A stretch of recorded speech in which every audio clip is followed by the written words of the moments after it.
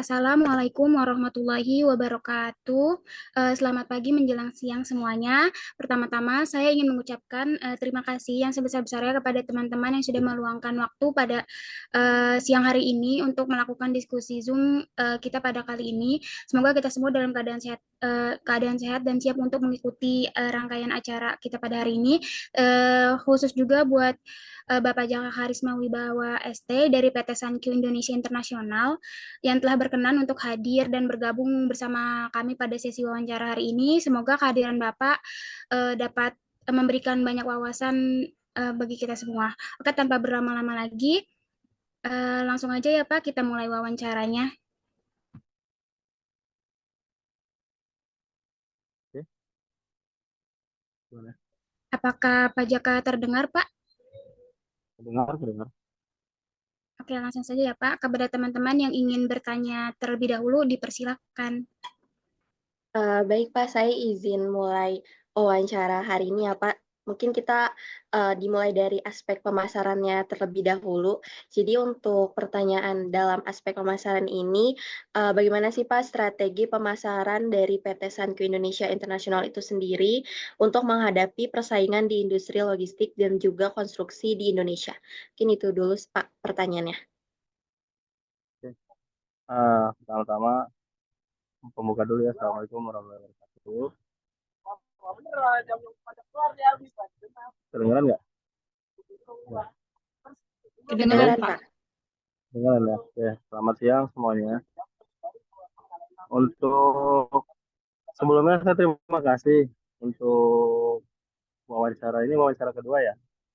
Jadi saya minta untuk ini direkam, oke. Cuman kalau andai kata ini perihal untuk di YouTube di publik, mohon difilter ya untuk di publiknya. Jadi karena sifatnya kan ini direction ya. Kalau misalnya secara corporate kan saya harus tujuannya langsung ke ini dulu, ke tingkat yang atas dulu. Jadi karena berhubung ini untuk tugas kuliah sih no problem. Cuman di YouTube itu banyak yang nonton ya untuk masalah apa namanya, kita kan punya namanya brand dan lain-lain. Jadi mohon di filter yang berkepentingan saja untuk bisa dilihat di dalam diskusi ini. Jadi tidak disebarluaskan. Itu aja sih dasar poinnya. Kemudian untuk yang tadi ditanyakan tadi, maaf, dengan Mbak siapa tadi yang bertanya? Saya Pak, saya mungkin izin ulang ya Pak pertanyaannya. Hmm. Jadi kita mulai Enggak, dari aspek saya tahu kok pemasaran. pertanyaannya, paham. Ini dengan Mbak Amelia ya.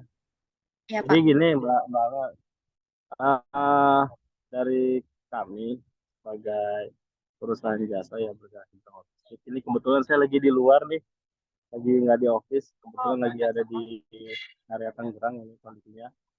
Jadi kalau kita sih dari sisi logistik kita itu untuk pemasaran, karena kita udah eh, lama ya untuk bergerak di bidang logistik. Jadi ibarat suatu produk merek minuman gitu. Jadi kalau misalnya contoh kayak misal Aqua tuh, pasti kalau misalnya kita beli air, tetap aja beli Aqua dong. Padahal mah mereknya belum tentu Aqua kan. Jadi kalau kita logistik, kita perusahaan asing yang bergerak di bidang equipment, kalau misalnya ada ini kita mau angkat ini, oh ke Santiu aja. Jadi alhamdulillah udah tertanam gitu di sisi logistik di seluruh Indonesia ya. Jadinya kita nggak terlalu sulit untuk masalah perihal pemasaran.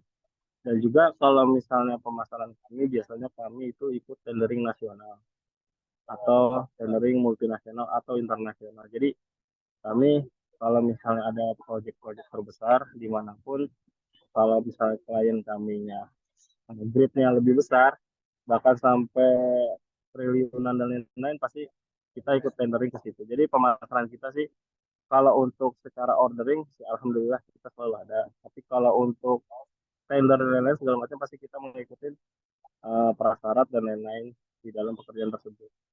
Mungkin kalau pemasaran kita nggak terlalu ini ya, nggak terlalu banyak harus gimana gimana, karena kita perusahaan jasa ya, alhamdulillahnya kita udah ada ini sih, udah ada kemana nih kerjaannya, jadi udah ada klien-klien yang pastinya sama kita gitu, apalagi perusahaan-perusahaan asing.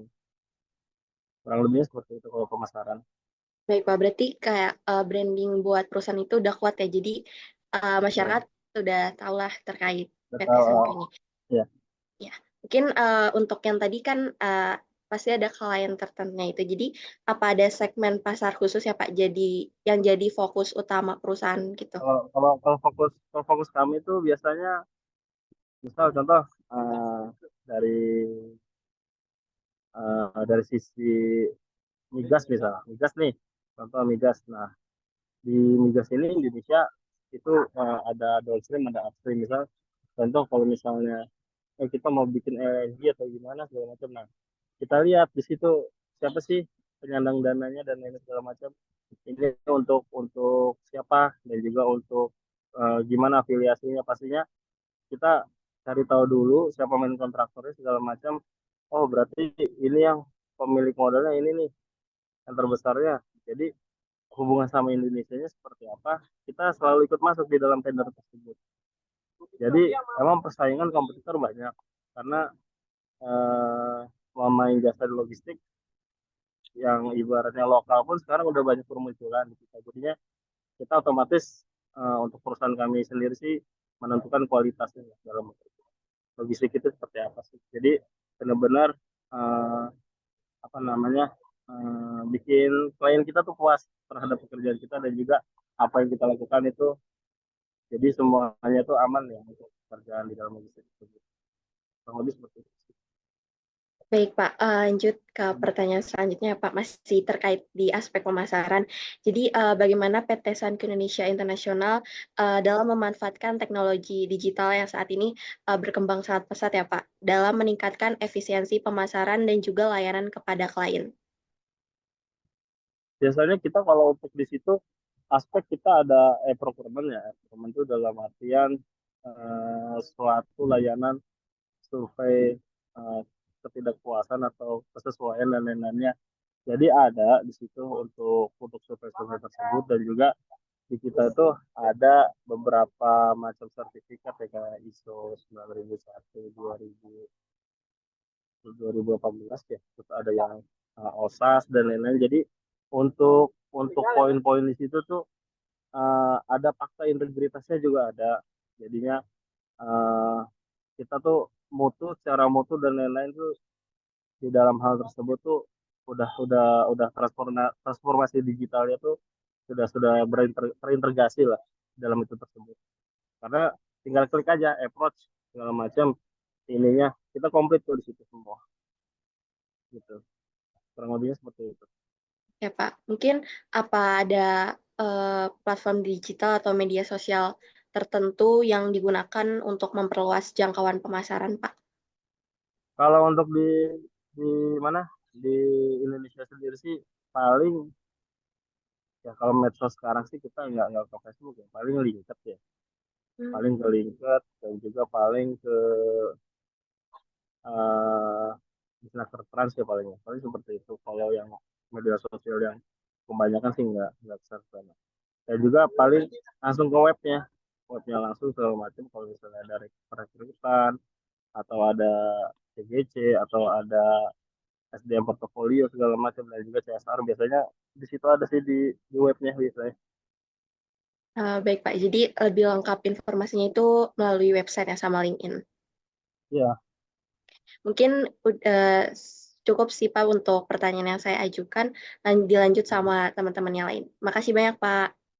ya, sama-sama.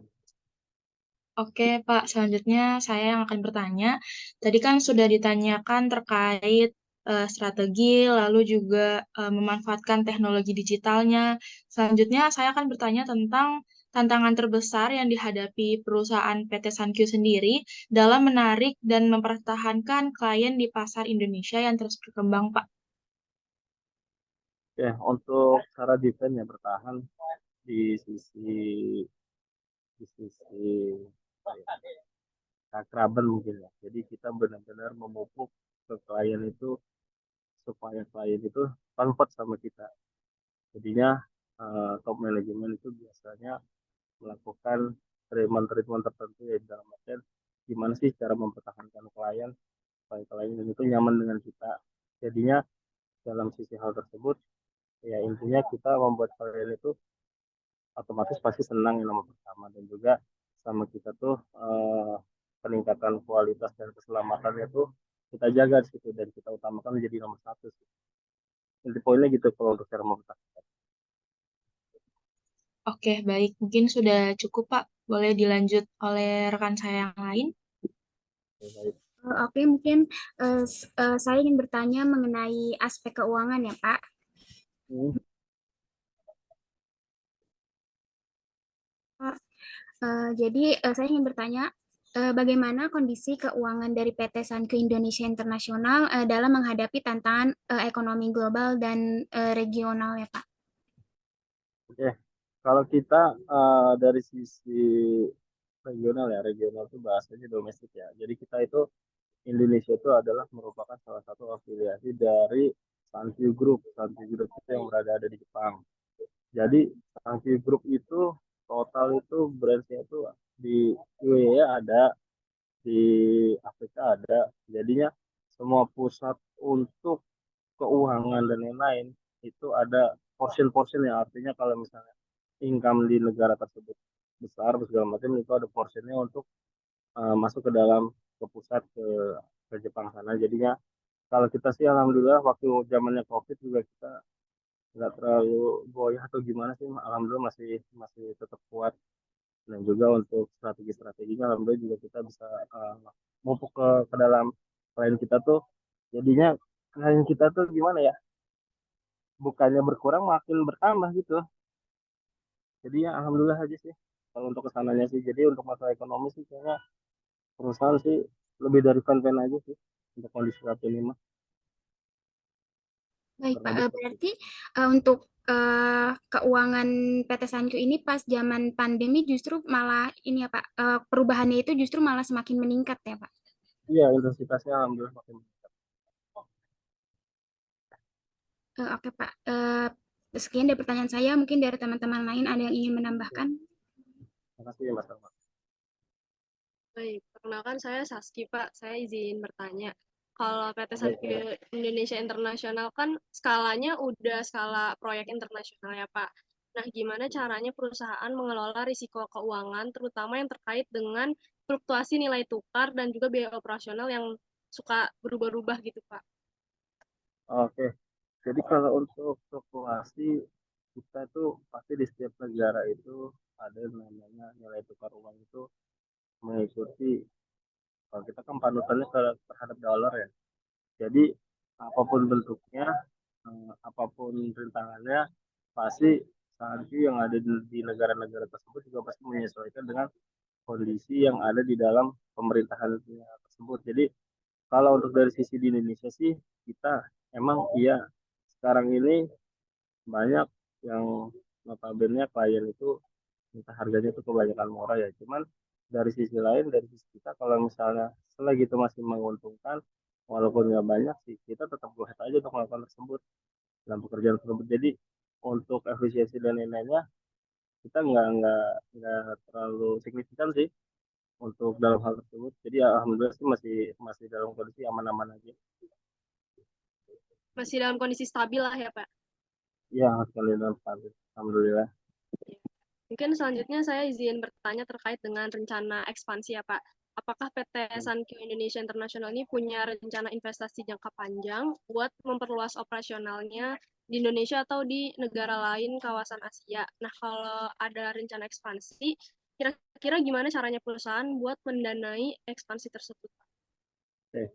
Kalau dari ekspansi di sisi kita sih Indonesia memang ada rencana-rencana, kita mau, kalau nggak salah kita mau buka di Makassar, kita mau buka di Balikpapan, sama di daerah buat IKN ya nanti ke sana larinya. Jadi kalau di Indonesia sendiri, eh, selagi RAB-nya itu masuk, hitung-hitungannya masuk, budgetingnya masuk dan lain-lainnya sih, kayaknya sih go ahead aja. Yang penting ada yang dikerjainnya gitu. Kalau misalnya nggak ada yang dikerjainnya juga, percuma juga kalau kita harus membuka dan lain-lain segala macam ekspansi. Kalau untuk saat ini di Indonesia sih kondisinya sepertinya kita lagi berjalan ke sana. Kemarin juga dari top manajemen juga udah banyak voting-voting, udah banyak survei-survei dan lain-lainnya. sepertinya nggak akan lama lagi sih pasti kita nanti akan ekspansi untuk buka ke sana. Karena saat ini di Indonesia udah lumayan sih, udah berapa cabang kemana-mana. Dan juga kalau untuk di negara-negara sih tergantung sih, tergantung dari kondisi negara tersebut. Kalau misalnya negara tersebut lonjakan ekonominya lebih tinggi, otomatis untuk investasinya itu dari pusat juga, dari Sankyu Sankyu Jepangnya juga pasti investasi juga pastinya untuk lari ke sana. Jadi melihat dari negara ini kira-kira mumpuni nggak ya untuk kita berinvestasi. Kalau misalnya daya beli masyarakatnya menurun, terus kita investasi, kerjaan nggak ada, otomatis juga dari di mana-mana pasti juga berpikir pasti kan mempertimbangkan lebih lebih risiko lagi nanti sana. Kurang lebih seperti itu sih gambarannya. Aneh itu lebih besar dari investor atau gimana Pak? Pendanaan buat ekspansi. Kalau ekspansi itu kan artinya kita berinvestasi kan berarti kita mengeluarkan dana, ya kan? Berarti artinya di dalam kalau kita berani menginvestasikan artinya feedback balik ke kita itu kan otomatis bertambah. Dan juga dengan aspek segala itu kan pasti banyak dipertimbangkan aspeknya. Karena di top manajemen juga kan perhitungan dan lain-lainnya pasti diperkirakan itu benar-benar matang. Kalau benar-benar matang ya nggak bakal kan kita mau berarti investasi kemana-mana pasti. Kalau lebih seperti itu. Sudah cukup terjawab Pak. Terima kasih. Mungkin selanjutnya Terima akan kasih Mbak Tati. Ya, diajukan oleh rekan saya. oke. Oke, selanjutnya kita bisa masuk ke aspek organisasinya ya, Pak ya. Dan untuk yang pertama ini, gimana sih Pak PT Sankyu Indonesia International sendiri untuk menyusun atau memilih struktur organisasi yang efektif sebagai perusahaan di bidang jasa konstruksi dan juga logistik ini Pak? Bisa diulang gimana organisasi? Nah, gimana PT Sankyu Indonesia International sendiri untuk menyusun atau memilih struktur dari organisasi yang efektif sebagai perusahaan di bidang jasa ini Pak? Oke. Untuk menyusun struktur organisasi, pasti top manajemen itu menaruh orang-orang yang berkompeten dan juga yang punya skill. Di mana orang kompeten ini eh, di bidang ekonomi, manajemen, teknik, dan lain-lain. Otomatis di dalam hal tersebut kita juga butuh orang-orang yang berkompeten ya. Dalam artian selama ini orang yang udah bekerja lama, mereka nih mumpuni nggak sih untuk menjabati suatu jabatan tersebut. Kalau andai kata nggak mumpuni, kesalahannya di mana? Apakah kurang training atau seminar segala macam, atau perlu orang baru yang bisa support atau segala macam. Jadi untuk di dalam organisasi saat ini, di organisasi kita alhamdulillah sih kita solid dan juga orang-orangnya kompeten. Oke, berarti dari atasannya terlebih dahulu ya Pak ya? Iya, jadi manage untuk struktur organisasi kan benar-benar nggak bisa sembarangan. Jadi contoh kalau misalnya orang yang bidangnya manajemen, nggak mungkin dimasukin ke bidang orang teknik kan, pastinya akan akan nggak sinkron lah di dalam pekerjaan juga. Oke Pak, udah sangat jelas. Kita lanjut ke pertanyaan selanjutnya ya Pak ya. Nah, Gimana pasti sih Pak perusahaan itu mendukung pengembangan karir dan juga pelatihan dari karyawan itu agar tetap kompetitif di industri ini gitu. Kayak misalnya programnya tuh program pelatihan apa saja gitu Pak yang memang ada dalam PT Sankyu ini. Nah, jadi kalau kita ini alat berat kan ada klasifikasinya untuk sebagai contoh nih, kalau misal di kelas operator kita ngambil case lah kayak operator keren lah, operator keren ya. Jadi kalau di Kementerian eh, Perhubungan Darat dan juga untuk SDM itu kalau misalnya penggunaan kren dari 0 sampai 50 ton itu kelasnya kelas A. Kalau misalnya dari 50 sampai 120 itu kelas B.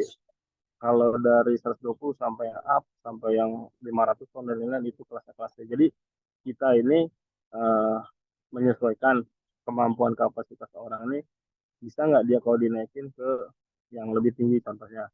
Kalau emang dia bisa, otomatis kita juga pasti untuk ngetes juga di kementerian yang berlaku saat ini atau BNSP. Jadi kan ada tingkatan, ada dua tuh, ada tingkatan BNST, ada tingkatan kementerian. Artinya biasanya kita langsung ke kementerian. Kalau misalnya di kementeriannya ibaratnya lisensi tersebut harus di-upgrade, dan juga dari sisi manajemen kita harus melihat ini orang oke nih untuk dinaikin kelasnya, ya oke kita naikin, dan juga pasti kita kita trainingin juga untuk ketingkatan yang lebih tinggi lagi. Itu untuk di sisi operator.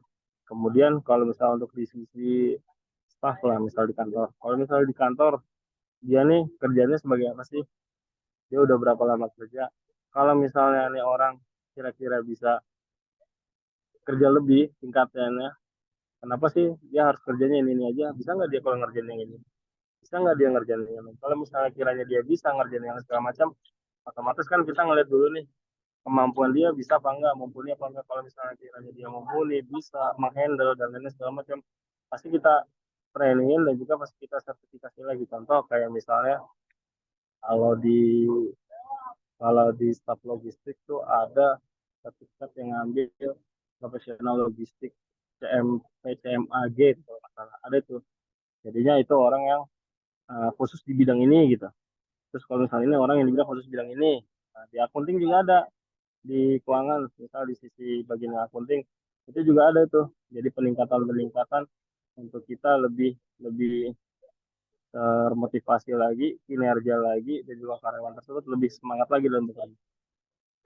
Kurang lebih seperti itu.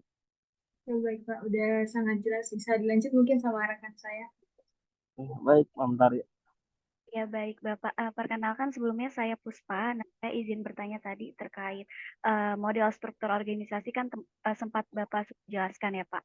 Nah, saya ingin bertanya terkait itu, apakah ada perubahan yang signifikan Pak terhadap model organisasi atau manajemen di PT Sankyu beberapa tahun terakhir ini? Dan apabila ada, bisa dijelaskan nggak Pak gimana cara PT Sankyu menyesuaikan manajemen tersebut berubah dari yang awal hingga perubahan yang terjadi? Ya, biasanya kalau misalnya saya ngambil case aja ya, dalam hal tersebut, misal dalam contoh pimpinan ya. Jadi pimpinan kalau yang biasanya itu mengerjakan di bidang manajemen dan lain-lain, coba dia dicoba untuk bagian